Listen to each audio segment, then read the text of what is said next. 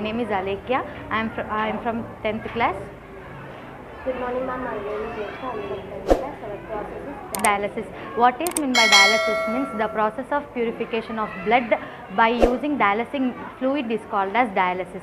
In this dialysis, why we are using this dialysis means when our kidneys are stopped functioning, we have two processes. One is dialysis and one is kidney transplantation. This process is temporary, but kidney transplantation is a permanent process. Why our kidney get failed? Why? Because when the infections in our kidney or any injuries or high blood sugar or high BP level, so it restricts the blood to flow into the kidney. So without blood the kidney does not function, so that's why the kidney get failed.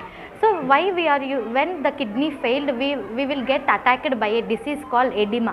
What is meant by edema means the accumulation of poisonous waste in our body.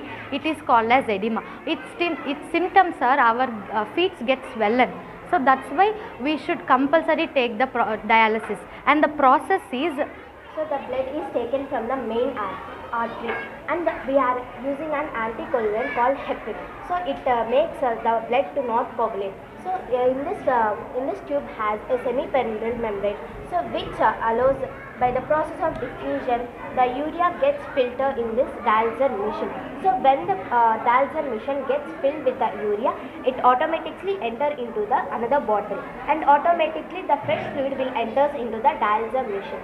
So and again this blood enters into the pumper, and this pumper helps to pump the blood into the vein. So by this the clean blood enters into our hand. This whole process will take 3 to 6 hours, and per week we should 3 times we should do the dialysis.